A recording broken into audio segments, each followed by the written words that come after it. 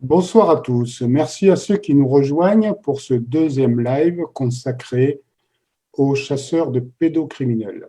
Donc, le terme pédocriminel est bien sûr à mettre entre guillemets. Il convient dans un premier temps de définir ce qu'est la pédocriminalité et sa répression. Donc, la loi punit notamment les actes suivants. Premièrement, les propositions sexuelles, quelle qu'en soit la teneur, faites par un majeur à un mineur de moins de 15 ans via Internet, sur un chat ou un réseau social. La corruption de mineurs qui consiste pour un adulte à imposer éventuellement via Internet à un mineur, même de plus de 15 ans, des propos, des actes, des scènes ou des images susceptibles de le pousser à la dépravation sexuelle. L'agression sexuelle, qui est un acte sexuel sans pénétration commis par violence, contrainte, menace ou surprise. L'atteinte sexuelle, qui désigne tout comportement en lien avec l'activité sexuelle, avec ou sans pénétration, adopté par un majeur à l'encontre d'un mineur de moins de 15 ans, sans qu'il y ait violence, contrainte, menace ou surprise. Viol, acte de pénétration sexuelle commis par violence, contrainte, menace ou surprise, et le recours à une prostituée mineure, une ou un prostitué mineur. Donc, nous voyons que toute la première partie est un acte délictuel et seul le viol est criminalisé et susceptible du recours à une cour d'assises. Les textes qui prévoient ces répressions, ce sont le Code pénal, article 227-25, le Code pénal, article 227-26, le Code pénal, article 8, qui prévoit des délais de prescription de l'action publique, le Code pénal, les articles 222-22 à 222-22-2, et le Code pénal, article 222-23 à 222-26, qui prévoit les peines encourues en cas de viol. Donc, un nouveau merci aux gens qui nous rejoignent. Nous avons défini la pédocriminalité d'un point de vue légal, et je tiens bien sûr à remercier les intervenants que je vais vous présenter. D'abord, l'association Argustime avec David et Lambert, et puis notre témoin préféré, Stéphane Lambert de l'association Équité Parentale. Donc, je vais passer la parole à Argustime, notamment à Lambert, pour qu'il nous parle un petit peu de ses actions. C'est d'abord nous qui allons te remercier de nous avoir invités et de nous mettre, en tout cas chez toi, dans la lumière. Juste une toute petite chose, vous nous avez présenté comme des chasseurs de pédocriminels. En aucun cas, on est des chasseurs, ni des traqueurs, ni des pêcheurs. Ça mettrait en avant de la violence, ce qui est absolument pas notre cas. Ce que nous faisons principalement, et comme on vous l'expliquera, c'est faire des barrières entre les pédocriminels et les enfants, principalement sur le net, sur tous les réseaux sociaux d'une manière générale. Les pédocriminels avant étaient dans la rue, ils le sont encore, mais aujourd'hui, comme les enfants, comme les adultes, comme tout le monde, ils ont découvert les réseaux sociaux et ils s'en servent plus que de raison. Donc, nous faisons principalement des barrières. On n'est ni chasseurs, comme je te le dis, ni traqueurs, ni ce genre de choses. C'est en général des termes qui ne plaisent pas à la police ni au procureur. Donc, on reste vraiment là-dessus. Voilà. Ma première question, Lambert, c'est pourquoi vous intervenez masqué? Alors très bien, effectivement, à cause du Covid, non, je plaisante. Une simple raison, le pédocriminel, d'une manière générale, c'est un lâche qui s'attaquera aux enfants. On ne craint pas vraiment de retour de leur part. Par contre, de leur famille, de leurs amis ou quelqu'un qui serait près d'eux et qui découvre avec effroi en fait la vérité ou qui ne veulent pas l'admettre. On est tous pères de famille, en tout cas pour la plupart, on a des familles et on essaye de faire attention à nous. Et en tout cas à nos enfants. C'est plus dans ce sens-là. Maintenant, notre identité à nous, en tout cas la mienne, la police, les procureurs, que ce soit en France ou en Belgique, ils l'ont, puisque quand je dépose un dossier, je le dépose en nom propre pour que les dossiers aillent plus vite. Hein. On peut déposer un dossier anonymement, on peut déposer un dossier en tant que lanceur d'alerte, ça tout est possible. Mais si vous voulez que votre dossier soit traité beaucoup plus rapidement, c'est toujours bien de le faire en nom propre. Donc, on n'est absolument pas des terroristes, on se cache pas de la loi, on se cache seulement des gens qui pourraient nous faire du mal, mais pas de la justice en tout cas. Alors, en réponse à Armel qui vient de poser la question, bonsoir, pourquoi mettre un masque à l'écran? Je ne vois pas l'utilité là. Eh bien, la réponse vient de vous être donnée par Lambert. Tout à fait. Voilà, mais on t'a répondu, tout à fait. C'est totalement ridicule, mais pour l'instant, on n'a pas trouvé mieux cacher un petit peu notre visage. Alors, est-ce que tu peux, pardon, nous expliquer vos méthodes d'intervention? Qu'est-ce que vous faites? D'abord, déjà, expliquer les méthodes d'intervention et puis aussi nous dire quels sont vos besoins, parce que je sais que vous avez beaucoup de mal à trouver des bénévoles pour étendre vos actions, et donc j'aimerais que tu nous en parles. Alors, comment on fait? C'est pas très compliqué. Je vais revenir juste une petite précision quand tu as cité tes articles de loi. Effectivement, un adulte peut être condamné s'il fait des propositions, en gros, hein, pour vulgariser, fait des propositions sexuelles à un enfant ou quelqu'un qui pense être un enfant. Et c'est là, en fait, que nous, on rentre dans la faille. On a beaucoup d'enfants virtuels sur la toile, que ce soit TikTok, Snapchat, Facebook ou n'importe quel réseau social où il y a du monde. Hein. On a des enfants, on présente des enfants qui ont 10, 11, 12 ans, en tout cas qui, d'une manière générale, ont 15 ans ou moins, pour rester sur la loi française, et en Belgique, c'est 16 ans et moins. Et on laisse venir à nous des adultes qui, manifestement, vont très vite nous dévoiler leurs envies sexuelles à faire partager avec des enfants. C'est comme ça qu'on les laisse venir à nous. C'est eux qui font des demandes d'amis. C'est en aucun cas on va les inciter. En aucun cas nous on va leur faire des propositions, leur donner des rendez-vous, quoi que ce soit. Tout vient toujours de leur part. Alors quand on le dit comme ça, évidemment les gens vont penser que c'est pas possible. Vous avez tous des enfants. En tout cas, je suis persuadé que la plupart des gens qui nous écoutent ont des enfants et ils pensent que leurs enfants sont totalement en sécurité. Et pourtant, si vous surveillez un peu de plus près, que ça soit sur la PlayStation 4 que vous venez d'acheter à votre fils ou à votre fille, il y a plein de pédocriminels qui peuvent envoyer des messages à vos enfants, leur faire des propositions sexuelles, leur envoyer des photos pornographiques au début, et puis par la suite, très vite dériver sur un rendez-vous ou autre chose. En fait, en gros, comment on procède? Est-ce qu'on a besoin de monde? On a besoin tous les jours de monde. Je me demande même pourquoi il n'y a pas plus de gens impliqués dans ce domaine. Tout le monde va être outré du petit jeune qui vend une barrette de shit à la sortie de l'école, alors que et tout le monde va vouloir s'en mêler, alors que personne ne défend réellement les enfants contre la pédocriminalité.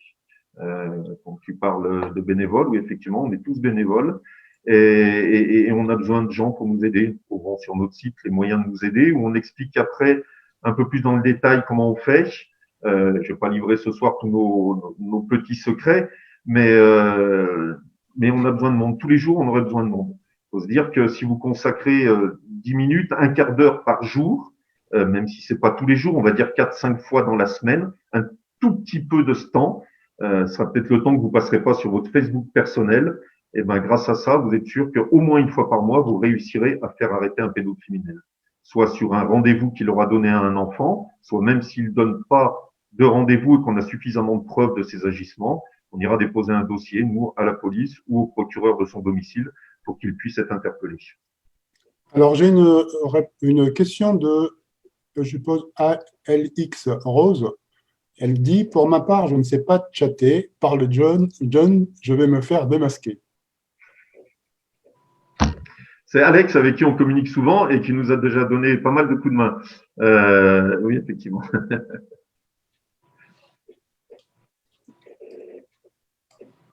Oui, donc je résume. En gros, vous créez, Argustine, vous créez des enfants virtuels Oui. qui vont donc créer un profil sur un chat. Oui. Et puis, les pédocriminels vont venir appâtés par ces personnalités. Tout à fait. Tout à fait. Un profil Facebook classique, hein, par exemple sur Facebook, citons ce réseau, comme presque tout le monde aujourd'hui a un profil, et ben un profil tout simplement d'un enfant qui a 10, 11, 12 ans. Alors légalement, vous avez pas, enfin légalement aux yeux de Facebook, vous pouvez pas rentrer une adresse d'un enfant qui aurait moins de 13 ans. Eux, ils décident que avant vous pouvez pas. Ceci étant, vous pouvez très bien mettre une autre date et dire que vous avez 10 ans par la suite. Il y a des parents qui ont fait des Facebook à leurs gosses qui avaient 8, 9 ans. Voilà. On fait le profil d'un enfant et puis après, tel un enfant, on va liker un chanteur, je ne sais, un magicien, des animaux, des machins. Nous, on va discuter avec personne. Hein. C'est eux qui viennent faire des demandes d'amis et qui viennent vous parler sur Messenger par la suite. Et alors, autre question, est-ce que dans les profils, vous mettez des photos qui pourraient être une nature provocante pour, Jamais, jamais, jamais, jamais, jamais, jamais. Attention, Augustine, c'est pas un site pour pédocriminels. Hein. Donc on les attire pas en leur proposant des gosses dénudés ou en maillot de bain ou quoi que ce soit. Hein. Jamais, jamais, jamais. Et on s'aperçoit très vite qu'ils ont absolument pas besoin de ça. Hein. Non, non, jamais, jamais, jamais, jamais. Ça serait aux yeux de la loi de toute façon une incitation. Même si pour nous, on va pas bien comprendre qu'un gars de 50 ans peut être incité par une gamine qui sera en maillot de bain. Aux yeux de la loi, on pourrait trouver des circonstances atténuantes à ces personnes voilà, parce qu'on aurait pu les inciter. Non, non, c'est jamais, jamais, jamais le cas, hein, jamais. D'accord. Mais quelque part, là, est-ce que la police, parce que les forces de l'ordre pratiquent de la même manière? En gendarmerie, apparemment, certains peuvent le faire. Apparemment, certains gendarmes nous en avaient parlé. Je sais qu'il y a déjà eu des arrestations qui ont été faites. Le problème qu'il y a au niveau de la gendarmerie et de la police, c'est pas un problème avec les forces de l'ordre en tant que telles. C'est les problèmes de moyens. Ils n'ont pas de moyens. Nous, à chaque fois qu'on est allé dans un commissariat, une gendarmerie où on peut parler avec les hommes ou les femmes qui les représentent, ils sont à chaque fois emballés par ce qu'on fait et ils sont très contents de pouvoir collaborer avec nous, plutôt nous qui collaborons avec eux pour arriver à arrêter ces personnages. Mais ils sont pas assez. Il n'y a pas assez de personnel à bosser qui peut bosser dans la cybercriminalité, en tout cas dans la pédocriminalité sur le net. Ils sont vraiment, vraiment pas assez. Ils sont tous débordés. En plus, en ce moment, c'est le Covid. Donc aujourd'hui, on leur demande de mettre des amendes pour des masques. Ça, c'est un autre débat, mais ils sont encore pris là-dedans. Il y a eu les attentats où ils étaient tous débordés. Il y a toujours quelque chose à faire. Et ils ne sont pas assez pour s'occuper des enfants et en tout cas les protéger. Très bien. Est-ce que, Stéphane, tu as des questions à poser? Ou avant qu'on aille plus loin, moi je vais rappeler à tout le monde qu'il faut surveiller ses enfants. Moi j'ai une petite de 9 ans. Bien évidemment, elle est intéressée par YouTube, elle est intéressée par Facebook. Il ne faut pas laisser ses enfants tout seuls sur la toile et sur Internet. Ça paraît absolument évident, mais je préfère encore le rappeler. C'est la meilleure protection, c'est vous. C'est contrôler, regarder les libertés que vous donnez à votre enfant. C'est l'accompagner. Ça me paraît extrêmement important. Hein, je veux dire, il faut responsabiliser aussi les gens. On ne balance pas les enfants, on les envoie pas jouer au foot sur l'autoroute, on les laisse pas tout seuls dans une piscine de 3 mètres de fond et on les met pas seuls sur Facebook ou sur YouTube. C'est du bon sens, quoi. Et puis après le reste, on rentrera dans le vif du sujet un peu plus tard. Voilà. La première réaction, c'est celle-ci. Il faut dire tu as tout à fait raison, Stéphane. Protéger les siens pour éviter qu'il leur arrive n'importe quoi, parce que visiblement, le monde est dangereux et ces messieurs sont en train de le confirmer.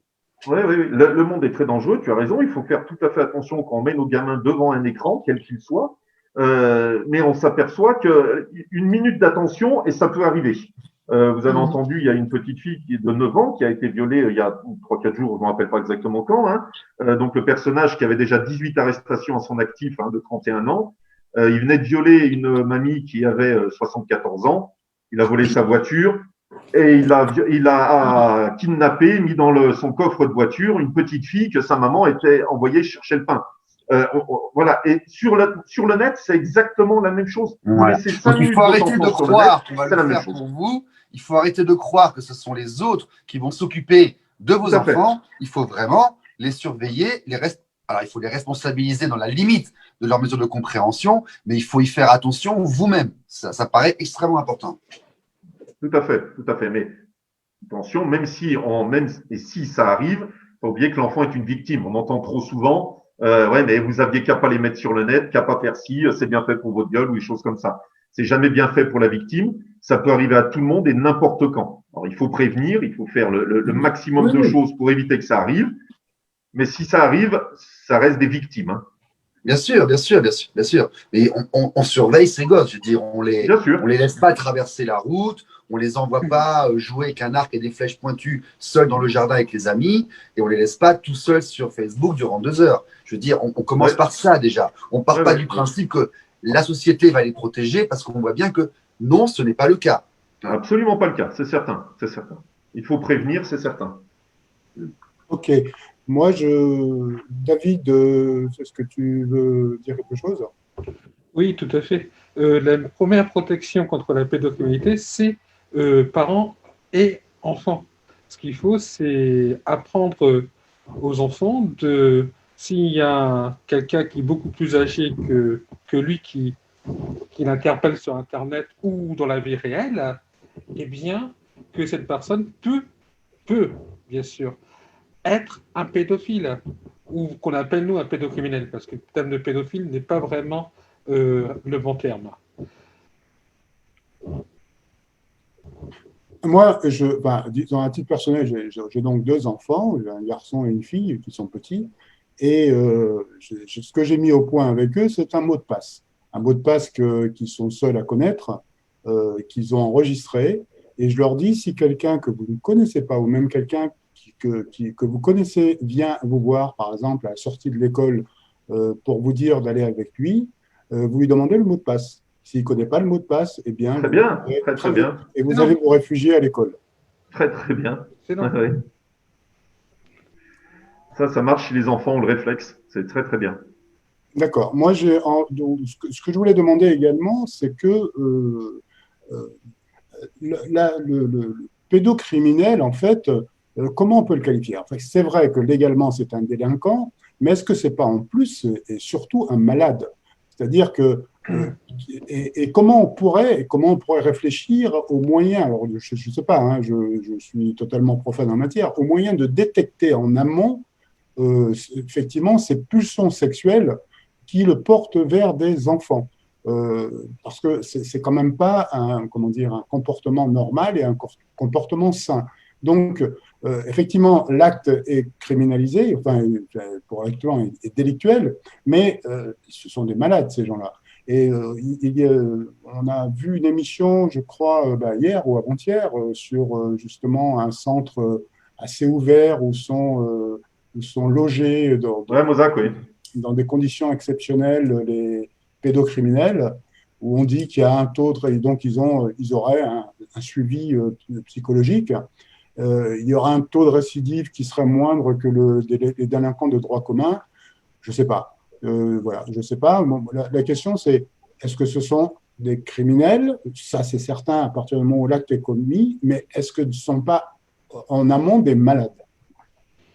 Je pense plutôt que la société, les médias et tout cela donnent une mauvaise image du pédophile. On présente le pédophile comme une sorte de barbe bleue. Là, on présente Fourniret, on présente des genres de personnages comme des pédophiles et comme l'image de pédophile. Or, le problème, c'est que cette image-là est fausse. Le pédocriminel, eh bien, a une vie qui est en apparence tout à fait normale. Ça peut être le papa de Sébastien, ça peut être l'oncle de Julie, ça peut être le cousin de La maman. Sonia ou tout. C'est un kidam ayant une vie tout à fait en apparence normale. Mais le seul lien qui relie psychologiquement tous les pédophiles, c'est qu'ils sont parfaitement immatures psychologiquement. Est-ce qu'on ne pourrait pas le détecter? Alors là, c'est une question qui ne concerne pas Augustine, c'est évident, mais est-ce qu'on a réfléchi à des solutions qui permettraient éventuellement de détecter en amont ces comportements qui sont déviants, en fait, parce qu'ils n'arrivent pas d'un coup. C'est quelque chose qui est latent, je pense, et on devrait trouver des solutions pour le détecter. Et là, bon, c'est vrai que nous avons invité, comme nous le faisons à chaque fois, nous avons invité un certain nombre de personnalités à participer à ce débat, notamment le ministre de la Santé, le ministre de la Justice, le ministre de l'Intérieur. Je suppose qu'ils nous suivent par une voie détournée et qu'ils savent très bien ce que nous sommes en train de dire, mais ce serait bien qu'ils interviennent pour nous donner aussi leur point de vue par rapport à ça, parce que nous avons une association là qui lutte contre la pédocriminalité avec des actions concrètes sur le terrain. Ce serait bien que des politiques viennent nous donner aussi leur avis sur la lutte contre la pédocriminalité. En fait, les détecter, on ne nous explique jamais comment les détecter. Par contre, on va toujours trouver, entre guillemets, des excuses à leur acte. Très souvent, on va nous dire parce que eux-mêmes ont été abusés, parce que eux-mêmes ont été violés, frappés ou ces genres de choses. Mais c'est pour ma part. Attention, moi je suis pas psy, hein, c'est ce que je ressens et par rapport à l'expérience que j'ai pu en avoir en travaillant un petit peu dans ce domaine. Moi, je ne comprends pas qu'en ayant eu plus mal que quelqu'un d'autre, on veut justement reproduire ce mal. Quelqu'un qui a été violé, on en a plein dans nos équipes, autant des hommes, autant des femmes, autant pour certains, c'est leurs propres enfants qui ont été abusés. En aucun cas, eux, en tout cas, ont envie de reproduire ça. On va très souvent nous, voilà, des excuses. Alors, ça va être parce qu'ils ont été abusés eux-mêmes, parce qu'il y avait l'alcool, parce qu'il y avait la drogue, parce qu'il y avait plein de choses. Mais jamais, jamais, on va nous dire, on va nous expliquer comment on pourrait faire pour essayer de déceler ça. Peut-être, personnellement, j'en saurais pas plus non plus. Tu parlais de maladie. Est-ce que c'est vraiment une maladie? Est-ce que nous, on est malade en étant homosexuel, en étant hétérosexuel? C'est ce que eux penseront. Nous, on considère que eux, ils sont malades parce que un homme ou une femme a des envies vis-à-vis d'un tout petit garçon, d'une toute petite fille. Voire pour certains, là, il vient d'avoir un jugement en Belgique pour des bébés. Donc, pour nous, c'est certain, c'est une maladie. Maintenant, la détecter, je ne vois pas comment ce serait possible, si seulement ça va être possible un jour, malheureusement. Est-ce que vous considérez tous les deux que la justice est laxiste par rapport à la répression effective contre les pédocriminels? Le bilan au niveau de la justice, elle est, pour moi, à mon avis, totalement catastrophique. D'abord, les lois ne sont pas appliquées. On correctionnalise beaucoup avec oubli de fait. Par exemple, on parlait de Julie tout à l'heure. Julie, possiblement, hein, je ne suis pas juge, donc possiblement, il y a des viols en réunion qui ont été, entre guillemets, oubliés. Tout ça pour correctionnaliser l'affaire. Viol, normalement, c'est aux assises. Et là, même s'il y a suspicion de viol, tandis que là, des viols en réunion, possiblement, hein, eh bien, ont été éliminés du dossier pour correctionnaliser. Et on obtient beaucoup de correctionnalisation de faits qui devraient passer aux assises. Et cela pour des causes financières, essentiellement. Un jugement aux assises, c'est un jugement populaire, c'est des juges populaires, donc avec des décisions qui peuvent être affectées par l'affect de la personne, tandis que quand c'est correctionnalisé, c'est des juges professionnels qui appliquent la loi. Et le coût financier n'est pas le même dans les deux cas. Après, point de vue de la justice, il y a beaucoup de problèmes de perception de la psychologie de la victime, la sidération, l'amnésie traumatique, l'impact psychologique des manipulations, là, eh bien, c'est pas bien perçu. Des fois, même si on a le même langage, des mots n'ont pas la même signification pour un enfant de 8, 9, 10, 11, 12 ans et pour un adulte juge ou avocat pour qui un mot a une signification bien précise. On va rentrer dans le vif du sujet là. Dans notre contexte, quelle est la définition du mot enfant? C'est jusqu'à quel âge? Au niveau de la loi, c'est 15 ans, je disais tout à l'heure, les articles de loi que citait Claude, c'était pour les enfants de 15 ans. Alors, quand on dit 15 ans dans la loi, c'est 15 ans et moins. Ça, c'est pour la France. Pour la Belgique, c'est 16 ans et moins. Alors, évidemment, le juge, s'il y a un viol qui a été commis sur un enfant de 14 ans, c'est ça, en fait, tout le problème. Parce que les gens disent, oui, il aurait dû être condamné à 10 ans et en fait, il a pris que 2 ans. Mais le juge, s'il vient de juger la veille quelqu'un qui a violé 4 enfants qui avaient 8 ans, il va lui mettre 10 ans. Si le lendemain, tout aussi horrible, il viole quelqu'un, il tue quelqu'un qui a violé un jeune homme ou un jeune garçon qui avait, lui, 14 ans, il ne peut pas lui mettre 8 ans. Puisque donc, la veille en dessous déjà, de 15 ans, il n'y a pas de notion de consentement. Normalement, en dessous de 15 ans, il n'y a pas de notion de consentement. Et c'est ce que certaines personnes essayent de faire changer. Non, il n'y a Voilà, pas de ça qui notion de va consentement. arriver. Y a-t-il une différence entre avoir un comportement inapproprié envers une enfant de 9 ans et une enfant de 14 ans? Légalement, non. Et dans Légalement, la non. pratique, Mais dans la pratique, bien sûr que oui. Et c'est ça qui est fou. Il y a une affaire en ce moment qui est en train d'essayer de ressortir et qui fait, enfin, on est toujours dedans, donc on sait qu'on en parle. En gros, hein, il y a une maman qui est rentrée de son travail, elle a surpris son mari qui avait beaucoup bu, en train de se faire masturber et sucer, par sa petite fille qui avait 4, 5, 6 ans, quelque chose comme ça. Bon, on passe les détails, on arrive au jugement et on demande à la maman comment ça s'est passé, qu'est-ce qui se passe. Ben, la petite, elle était en train de faire ce que je vous ai décrit. D'accord. Et la petite, elle hurlait, elle criait, elle se débattait. Non, rien de tout ça, c'est son papa.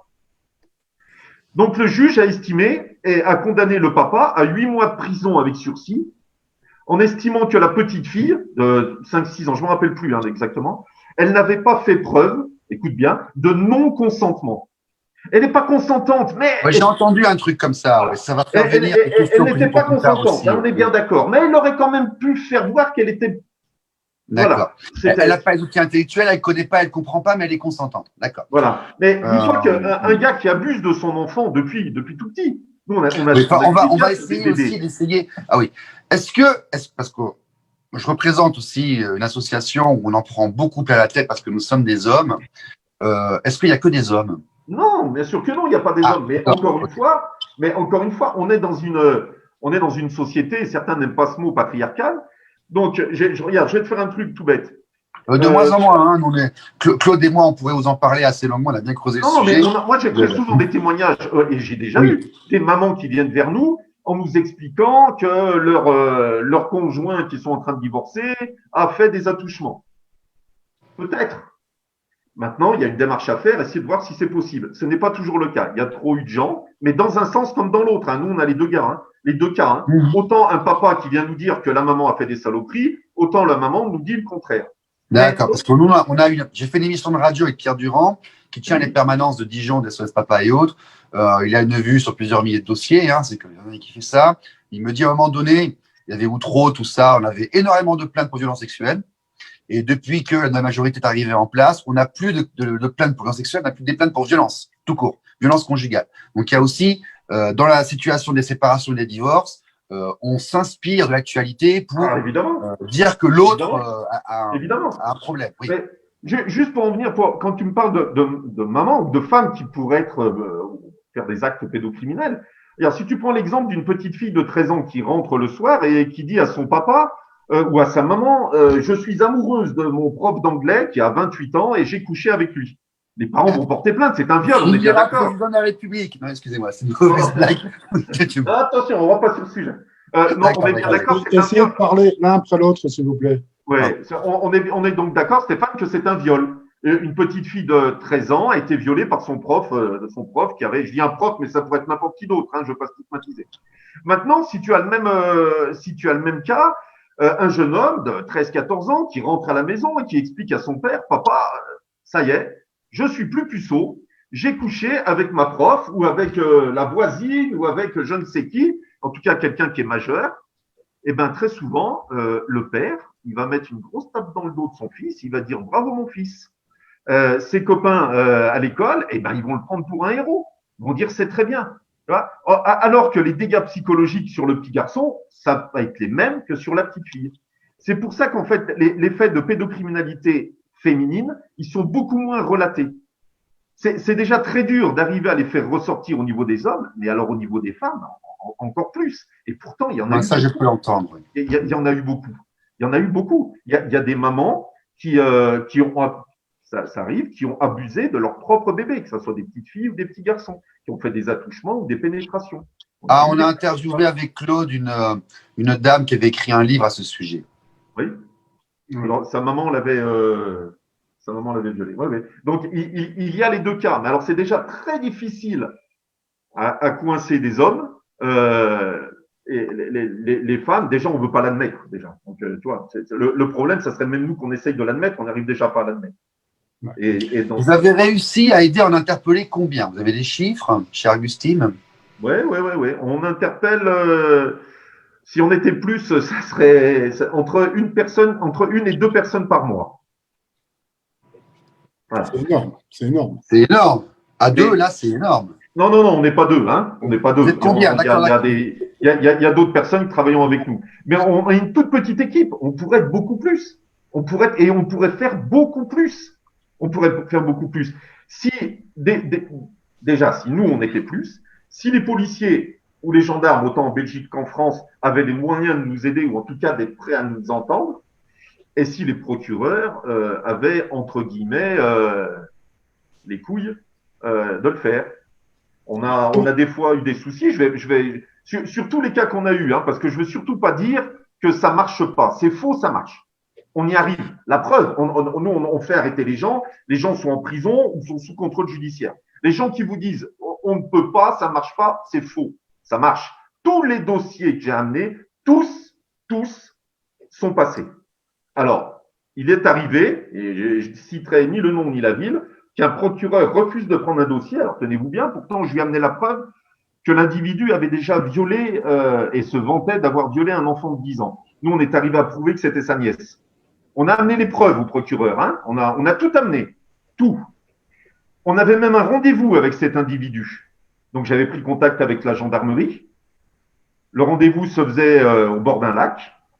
On a pris rendez-vous comme d'habitude, bien longtemps à l'avance, avec les gendarmes pour qu'ils puissent s'organiser, interpeller la personne. On avait tout donné le dossier au procureur. Il avait toutes les preuves de tout ce que nous, on avait. Je ne vais même pas rentrer, je ne peux pas vous dire pourquoi le procureur a refusé de prendre le dossier. Le gendarme m'a rappelé pour me dire, monsieur, il serait gentil d'annuler le rendez-vous. Je lui ai expliqué que ce n'était pas un meuble Ikea ou Darty qui venait me livrer une machine à laver. On m'a demandé d'annuler le rendez-vous, de laisser tomber. De laisser tomber, vous entendez bien. Comme chez Augustine, on est un peu tête de nœud, on a changé de région. Il se trouve que la tata qui amenait notre enfant virtuel au lac, eh ben, on a changé notre histoire, on est allé dans une autre ville. Et là, le procureur nous a suivis. On avait un substitut du procureur qui nous a suivis. J'ai été sur place à l'intervention. Attention, j'étais sur place, mais j'interviens jamais, hein. Jamais. Jamais nous, on met, jamais. Il y a des policiers qui sont là pour ça, c'est leur travail. Jamais on se présente, nous, aux pédocriminels. Le gars est venu, d'ailleurs, il devait venir dans une voiture, il est arrivé dans une autre. Bah, c'est ce monsieur qui avait des liens et de quoi endormir la gamine. Ce dossier, on l'avait posé 6 mois, peut-être pas 6 mois, les 4-5 mois avant déjà au procureur. Rien n'avait été fait sur les signalements. Rien. Heureusement, on est arrivé à le faire arrêter. France ou Belgique? C'est en France. France C'est ou en Belgique? France. En France, ça s'était passé. Attention, hein, la Belgique, c'est la même. Hein. J'ai déposé un dossier, je connais par cœur, le 4 février. Hein, j'ai déposé un dossier sur quelqu'un. Le 4 février. Hein.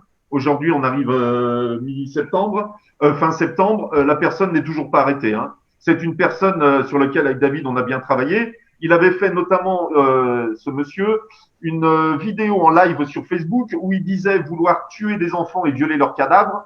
C'est ce qui l'excitait le plus que coucher avec une femme qui serait en surcharge pondérale. On a le dossier complet, tout. J'ai la police belge, j'ai déposé le dossier le 4 février à un procureur. La police belge a été au courant du dossier au mois de juillet et ils sont venus m'entendre ici à mon domicile le mi-août, je crois, quelque chose comme ça. La personne n'est toujours pas arrêtée et toujours et a tous ses ordinateurs, ses téléphones pour pouvoir continuer de communiquer.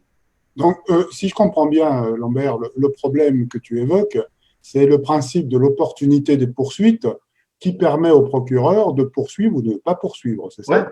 Ouais, parfait. Il faut savoir qu'il y a 0,3% des victimes qui arrivent à 0,3% des victimes qui arrivent à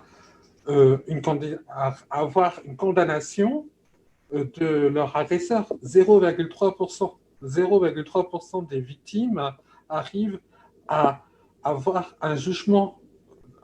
0,3%. C'est hallucinant. C'est hallucinant. C'est Combini News qui a un parti, on avait eu ces infos qui sont des vrais chiffres qui viennent de l'État français.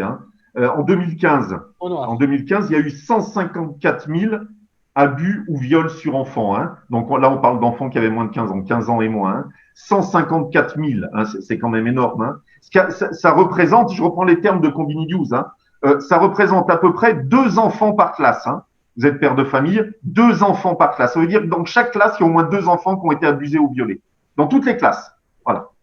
Sur ces 154 000, il y en a seulement 4% qui vont porter plainte. Alors, c'est pas les enfants qui portent plainte, hein, on est bien d'accord. C'est les parents qui vont amener leurs enfants porter plainte. Alors, soit ils les amènent pas parce qu'ils ont décidé que c'est mieux de rien dire, parce que pour X ou Y raison. Enfin bref, seulement 4% sur 154 000. Sur ces 4% qui osent porter plainte, il y a seulement 30% de ces plaintes qui vont être instruites.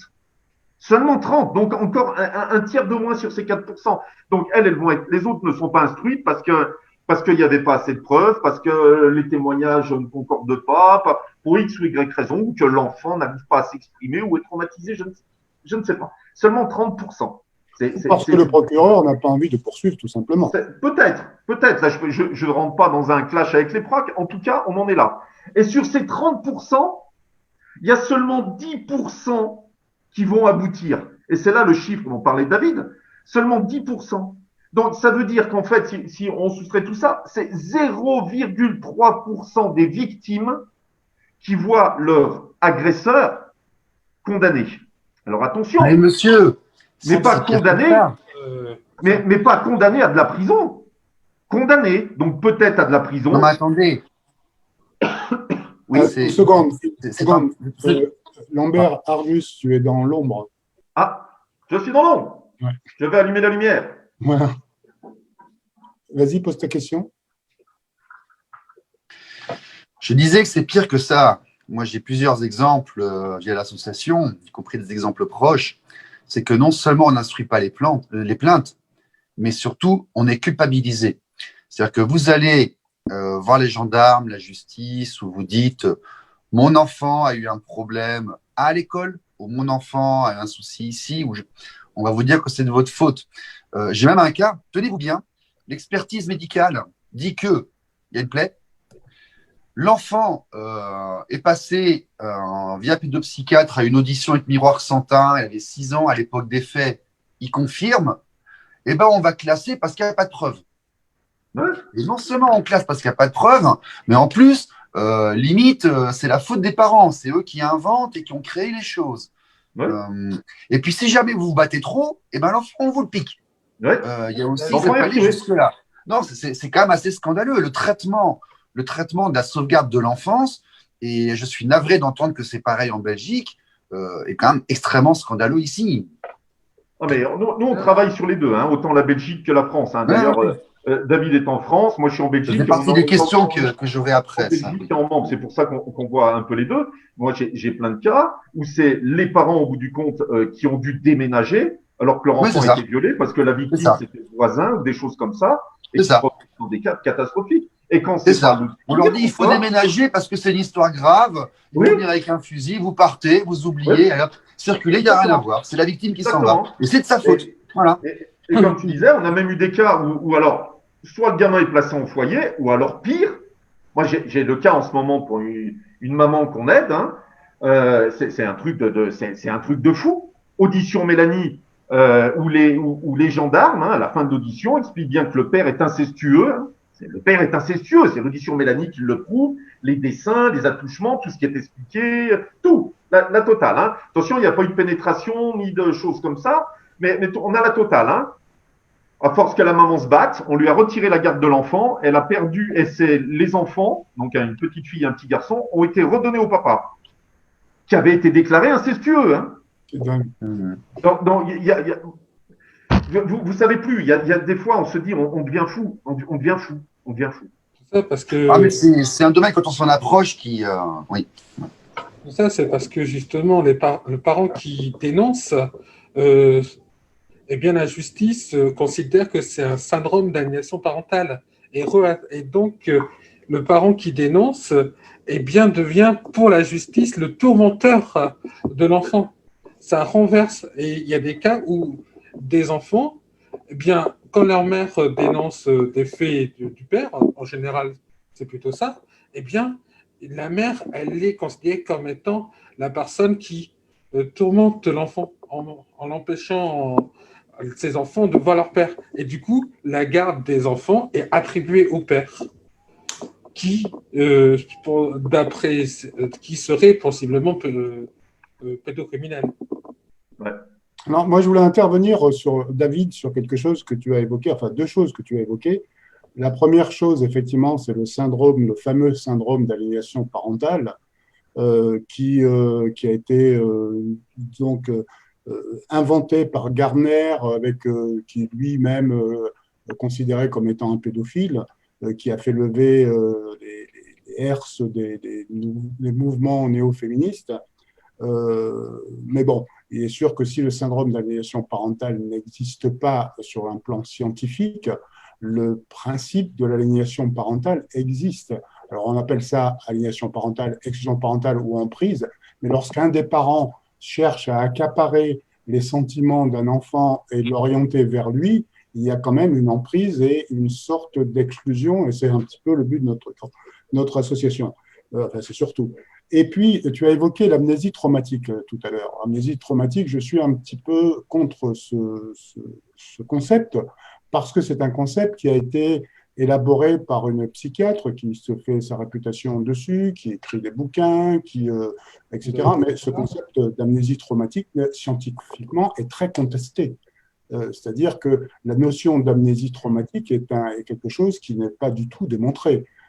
Est-ce que effectivement, la violence sexuelle exercée à l'encontre d'un mineur ou exercée à l'encontre d'une victime, même adulte, provoque une amnésie traumatique? C'est pas démontré.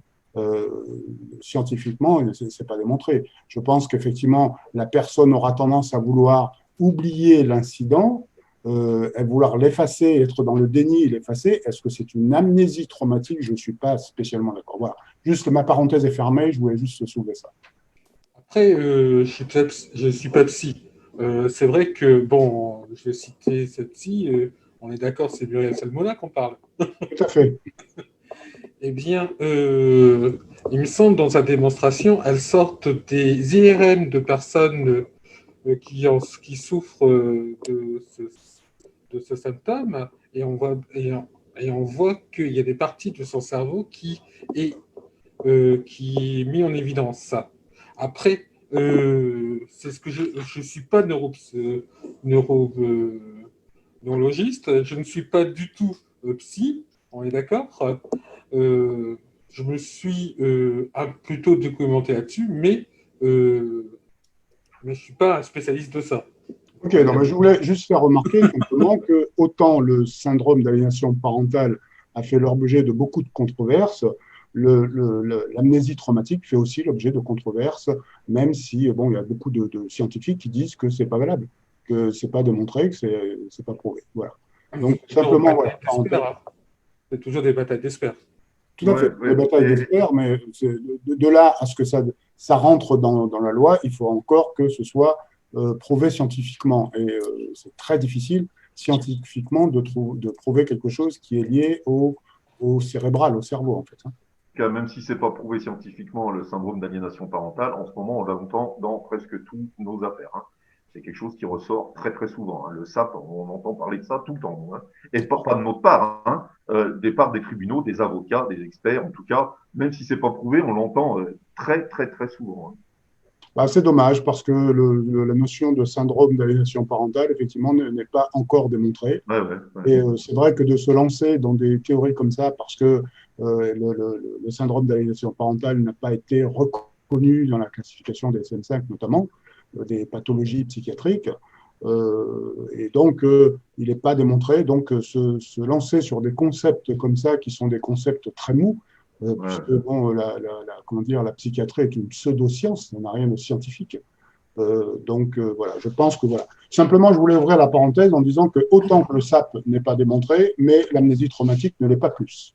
Voilà juste mon intervention. Là, par exemple, le SAP, de manière judiciaire, c'est parfois effectivement avoir une réponse assez molle. Là, pour aujourd'hui, donc on a différents dossiers, on voit différentes personnes. Hein, et là, j'ai noté des phrases qui sont très typiques de ce qu'on peut observer du point de vue la justice. Là, tout à l'heure, je disais que mon image de la justice pour la pédocriminalité est catastrophique. Là, je vais vous citer certaines phrases hors du contexte, bien sûr, hein, des phrases qui sont, à mon avis, très fortes et qui montrent bien ce fait. Par exemple, Madame, êtes-vous sûre que votre fille n'a pas inventé tout cela dans le but d'avoir de l'attention supplémentaire? Il faudrait que votre fille retourne le voir afin d'avoir de nouveaux éléments si fait un faux pas. Aujourd'hui, il faut qu'il se passe des choses bien plus graves que des attouchements pour que la justice ne puisse plus nier la vérité. C'est n'importe quoi. Et Ouais, mais c'est du vrai de vrai. Hein. oui, c'est vrai. Et ce qui me semble me semble beaucoup plus fort, Madame, comprenez qu'avec le Covid-19, de nombreuses affaires comme la vôtre ont été classées sans suite pour non-lieu à cause d'une surcharge de dossiers et d'enquêtes depuis le confinement. Je suis désolé si votre affaire en fait partie. Je vous conseille de prendre un avocat pour vous aider afin de vous faire entendre. Et cela, ça vient d'une certaine greffière à tribunal qui a dit cela à une mère par téléphone. Ah bah au moins on lui a répondu, ouais. Ouais. On va dire ça comme ça. Ouais, moi, Je voudrais savoir, je voudrais vous demander, vous avez une visibilité sur combien de cas, de dossiers vous avez contribué, vous avez contribué à combien d'arrestations, en tout cas, vous avez une vision sur combien de situations depuis le début de l'année, 10 personnes. Et dans votre durée d'existence, l'association? On s'est créé au mois de décembre. Donc, tu vois, on n'en était pas loin, quoi. D'accord. Donc, vous avez une visibilité sur 10 cas, en fait. Oui. Par manque Ah oui, 10 oui. cas qui ont abouti. 10 cas qui ont abouti. Et combien qui ont failli aboutir? Ah non, tous les dossiers qu'on a amenés en justice, ont tous été suivis des faits. Alors, ils sont pas tous incarcérés et ils sont toujours pas jugés.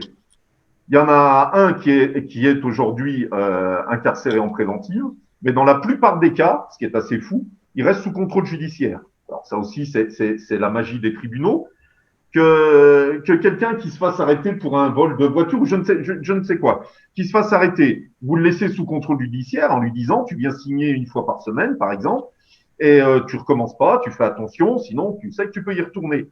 Le gars, c'est pas une pulsion, voler des voitures, par exemple, c'est pas une perversion, donc il sait ce qu'il risque, donc il recommencera pas. Par contre, quand vous avez un pédocriminel qui a des érections pour un enfant, ou comme un gars qu'on a fait arrêter sur l'île de Ré, lui il venait de l'île de Ré, on l'a fait arrêter beaucoup plus loin. Récidiviste, hein. Donc 80. Alors c'est très simple, on va prendre un truc simple. 10 personnes, 8 récidivistes. Tout à l'heure, vous parliez. D'accord, donc c'est 10 pas que pour personnes, les 8 incivilités, les récidivistes, c'est aussi dans la pédophilie. Ah oui, c'est. D'accord, donc c'est un grand mal bien général. Mais oui, parce qu'on est bien d'accord que c'est une perversion. Donc d'où le gars, quand on les laisse avant le jugement, on les laisse sous contrôle judiciaire.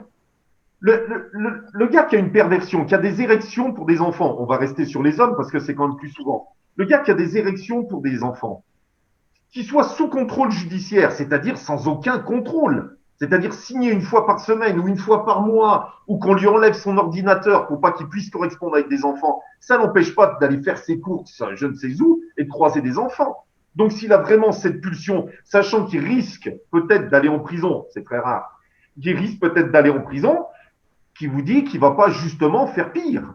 Ces gens-là, on les laisse sous contrôle judiciaire, c'est assez fou. On essaye de nous faire croire, là, dans l'émission de 7 à 8, donc à la prison de Mozac ou à Casabianda, c'est la même en Corse, qu'il n'y a pas de récidive.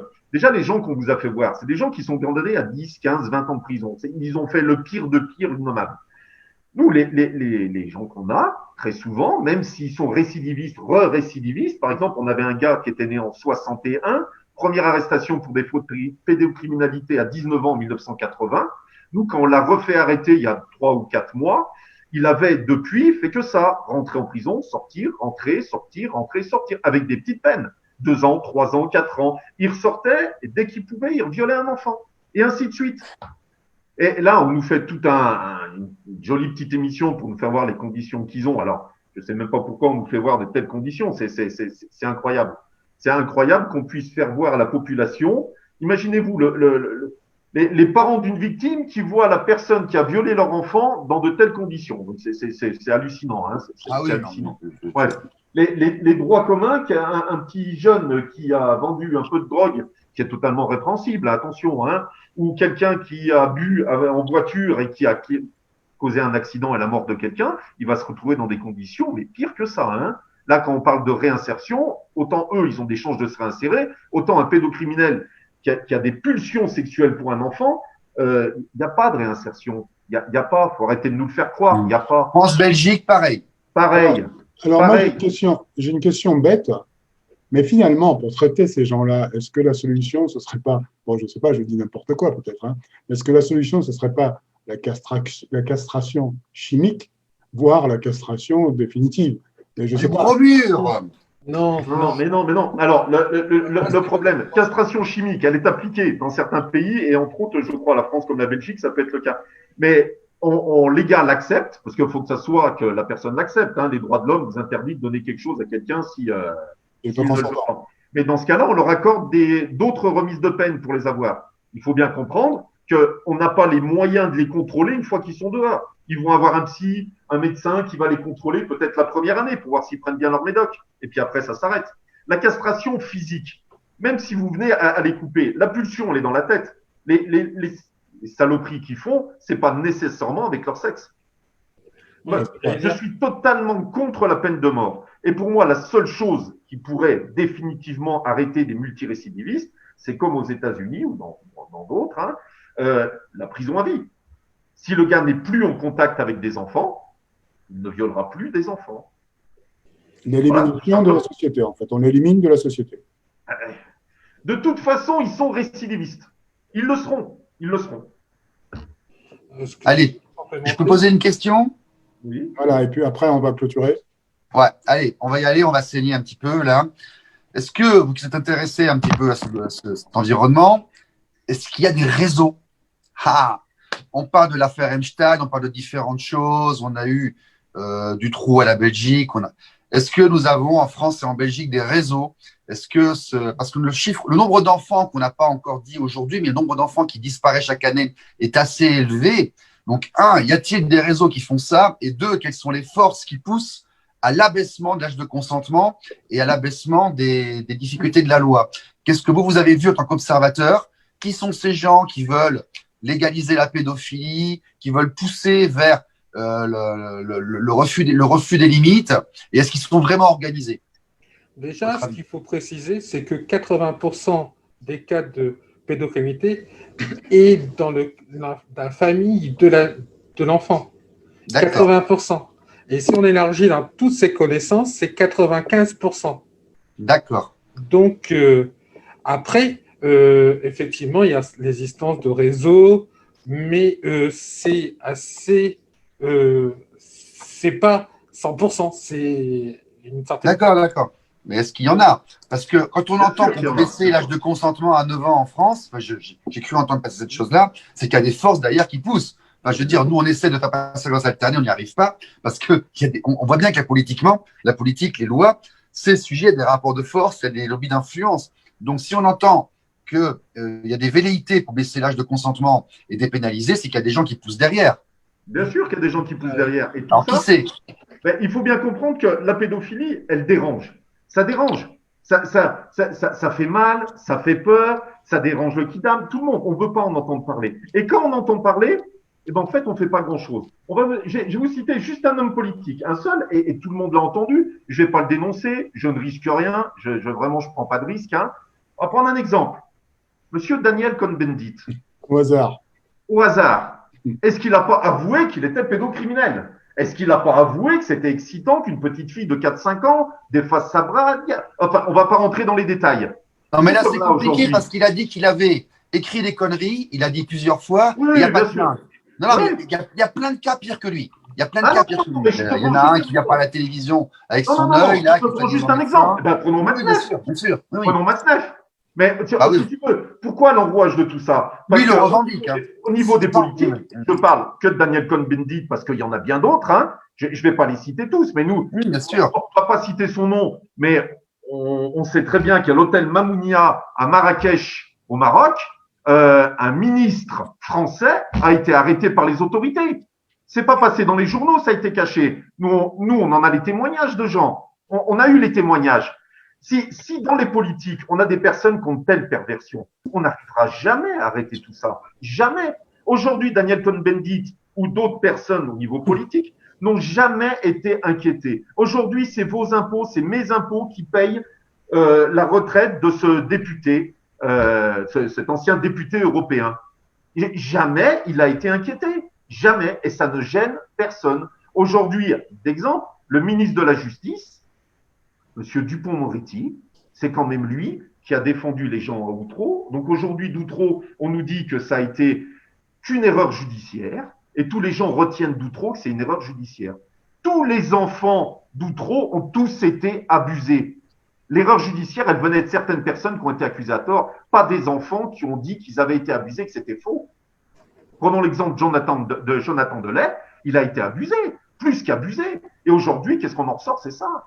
Dupond-Moretti, quand il était au tribunal, il a tellement insisté sur une des pauvres gamines qu'elle s'est pissée dessus en plein tribunal. Voilà ce qu'on amène aux enfants. Gérard Darmanin, on va parler de moralité. Juste une histoire de moralité dans la politique française ou d'autres pays en Europe. Cet homme-là est sous l'accusation, encore aujourd'hui, de dépôt de plainte pour viol. C'est peut-être pas lui, c'est peut-être faux. Ce gars-là est quand même ministre de l'Intérieur aujourd'hui, non? Je ne sais pas. Quel est le signe qu'on envoie aux victimes dans ces cas-là? Il n'y avait pas d'autres personnes à mettre en avant? C'était les seules personnes à mettre en avant? Et je préciserai aussi, ma source, c'est Hélène Romano, qui, lors d'une réunion, lors d'une conférence, répétait les propos tenus en off par Marlène Schiappa au moment où elle rédigeait ses lois. De mémoire, Marlène Schiappa disait à Hélène Romano, faut arrêter vos conneries. Une enfant de 10 ans, une fille de 10 ans est capable de consentir ou pas. Ouais. Marlène Schiappa, qui à un moment était secrétaire d'État, je crois, qui était au moment où on rédigeait une des lois, dans la rédaction d'une loi de protection, sort cela. Ouais, Oui, donc oui, effectivement, on a de toute évidence un problème politique par rapport à la gestion de la pédocriminalité, c'est certain. Je tiens à préciser que les personnalités citées ont un droit de réponse et qu'elles peuvent tout à fait intervenir. avec grand plaisir. Voilà, et venir s'expliquer si elles le souhaitent. Donc, en ce qui me concerne, j'ai cité ma source. Je cite aussi la source de Daniel Cohn-Bendit, c'est Daniel Cohn-Bendit lui-même. Hein. Oui, mais bon, ça c'est connu, Daniel Cohn-Bendit. Oui. Il y a pas mal de films d'enregistrement sur ses déclarations. C'est difficile aujourd'hui qu'il puisse contester ce qu'il a dit. Il n'a pas fait que l'écrire, il l'a dit en public. Il l'a dit en public à plusieurs reprises, et même si maintenant on nous dit oui, mais dans les années 70, 80, c'était un peu différent. Non, c'était pas différent. Les enfants étaient toujours des enfants, et les violeurs étaient toujours des violeurs. Ça n'a rien changé. Non, c'est pas ça qu'il dit. Lui, c'est différent. Lui, il dit qu'il n'y a personne qui a porté plainte et qu'il a dit une connerie en étant défoncé. Mais bon, il est responsable de ces conneries. Hein. Je dis ça parce qu'il y a quand même beaucoup de gens, notamment aujourd'hui avec l'affaire Einstein, qui, eux, sont beaucoup plus attaquables. Et avec Einstein, on a vu qu'il y avait des réseaux. Il y a des personnalités extrêmement importantes aujourd'hui qui sont impliquées dans ces affaires-là. Ils ont fait des petits trucs sur leurs îles, là-bas, avec des caméras partout, pour se tenir les uns les autres. On a des cibles beaucoup plus sanglantes à qui s'en prendre si on le veut. Je suis tout à fait d'accord avec toi, mais une de nos particularités, en tout cas chez Argus, c'est qu'on va citer surtout les choses où on est sûr de notre coup. Bien sûr, oui. Tout est en train de se faire juger. D'ailleurs, pas en France. Hein. En France, c'est… moi, j'ai vu passer des photos de personnes très connues qui étaient de dos à la télécommande comme ça, puis avec une nana de 13-14 ans qui les massait derrière. Ils étaient à poil. Hein. Les photos, je pense qu'on les a tous vues. C'était très clairement reconnaissable. Hein. Ouais, mais pour l'instant, il n'y a pas eu de jugement, il n'y a pas eu de déclaration d'eux-mêmes. Vous avez raison. D'ailleurs, je n'ai pas dit de nom, je n'ai dit aucun nom. Voilà, c'est pour ça que nous, quand on dit un truc, c'est qu'on est sûr de notre coup. Maintenant, si ce charmant Dany Lerouge dit aujourd'hui qu'il a fait des conneries, et je ne sais pas, pourquoi il n'attaque pas les gens en diffamation alors qu'ils viennent répéter ça c'est bizarre, hein. C'est bizarre.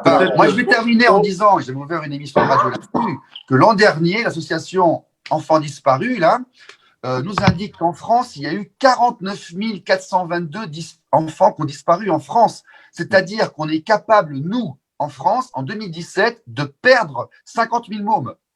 C'est énorme. Pour être très précis sur ces chiffres, attention, oui, effectivement, c'est des déclarations d'enfants qui avaient disparu.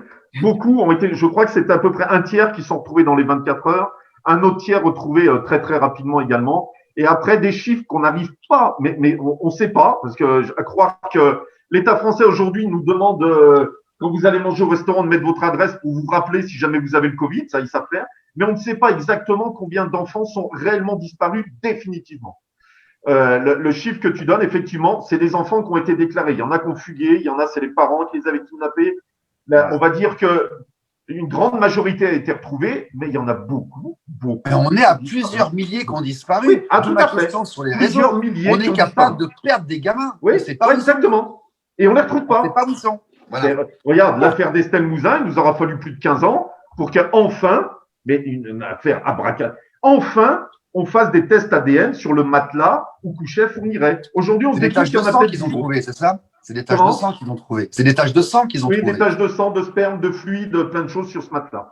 Donc, ils ont trouvé aussi 10 autres gamines. Ils ont trouvé des taches de sang de 10 autres gamines. Alors, attention, c'est 10 ADN différents. Je ne dis pas que c'est des gamines. Oui, tout à fait. 10 ADN différents. Bon, je pense qu'on va mettre un terme à ce débat.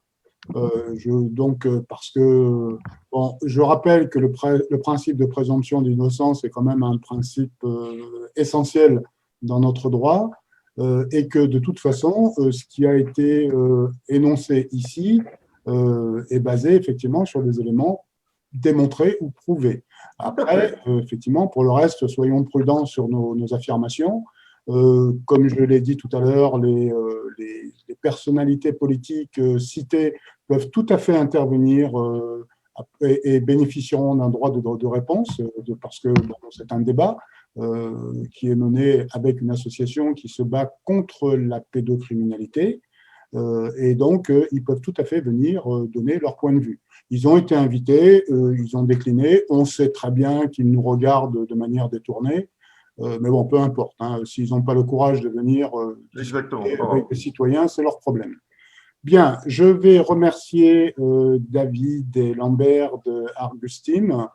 Je pense qu'on aura l'occasion de refaire un live ensemble pour développer surtout vos besoins, ce que vous projetez, qu'est-ce que vous attendez en fait de cette évolution, de l'évolution pour vous et des besoins que vous avez. Parce que vous avez des besoins, forcément, vous êtes une association, vous vous substituez aux citoyens, à l'État pour effectuer une mission de service public. Hein, vous faites une mission de service public et donc vous avez forcément besoin de moyens humains, voire financiers. Donc on reviendra là-dessus. Si un politique nous contacte en disant qu'il veut porter son droit de réponse, et vous serez bien sûr informé. Je remercie également Stéphane, Équité Parentale, l'association Équité Parentale, d'avoir participé. Le prochain live sera le jeudi 8 octobre à 18h30 et le thème, ce sera les conflits familiaux, donc avec des médiateurs, des médiatrices, des juristes qui interviendront.